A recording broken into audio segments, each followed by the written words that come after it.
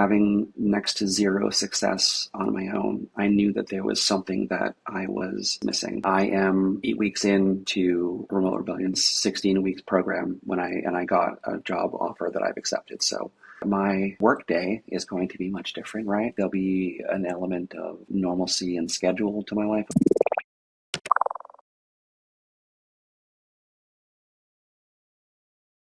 I'm Jason Kennedy. I have been in technology for a lot of years at this point. I've worked from home for most of that. When I came across Remote Rebellion, I was looking for sales or customer success type of roles and not really having a ton of luck.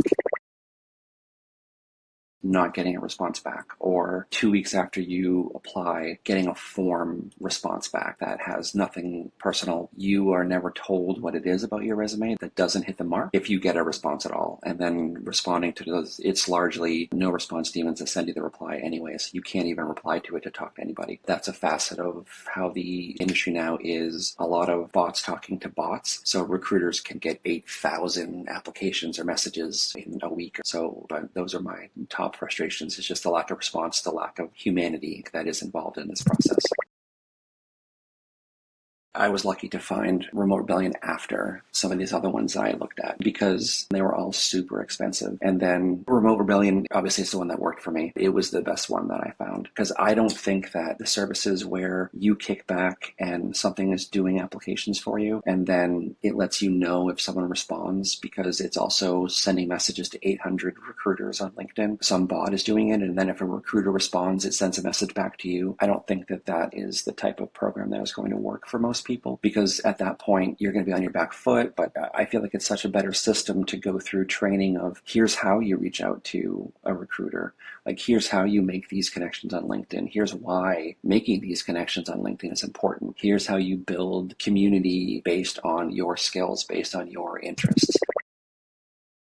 The interview prep helped, the salary negotiation helped specifically. The resume sections and the LinkedIn sections, I think, helped me enormously. They're what actually put me on the radar. Because like I said, as many applications as I put out, the role that I got, a recruiter reached out to me and I had communication with them. And that's something else that Remote Rebellion says. It's that you're going to get a hit on like 5 to 10% of the applications you put out. You're way more likely to have a recruiter reach out to you based on how you present your persona. Like Remote Rebellion builds you into a more community-based, like outward-reaching person, where these other ones are like, we're going to do a bunch of stuff externally that we push to you, where Remote Rebellion did a lot of stuff that I feel like was internal, where you're pushing out from it. And I think that's what made the difference. I do think that a strong part of the program is about salary negotiation, and it's another one of those what you're willing to sacrifice conversations and how to approach it. There's sections in about how to have conversations about going remote, what to say, like if you can't wiggle this, maybe you can get that. They're even willing to do mock interview types to do salary negotiations with you. I did pretty well on my salary negotiation, and I think that it was largely because I had gone through and I literally had some of the note stuff up when I was talking to folks, and I looked at it before, talked to the people in the community. I did negotiate my salary. I did negotiate a bit of travel into mine, and that was through the program. And again, it's not just that there is a section that you can go read about what to say. It's a big piece to be able to have the community that has been through the program also and has the experience of using those tools and what worked and what didn't for them. And here's what I did and et cetera.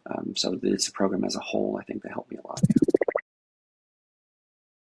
I looked for work on my own, putting out applications every day for more than 6 months. And then I joined the program and fine-tuned that process to doing the research and the reach out and the community and that sort of thing. And was probably putting out half of the applications at that point, much more focused applications where I was doing follow-ups and those sorts of things that are also in the program. And I've met a lot of cool people that way too. And then I am 8 weeks into Remote Rebellion's 16 weeks program when I got a job offer that I've accepted. So I went 2 months on the program after I joined before I got a job. So I think that does speak, I think, volumes for the program itself. Because I did 6 months looking, and that was after I had already done a little bit of looking prior to before I got another job. So it's huge.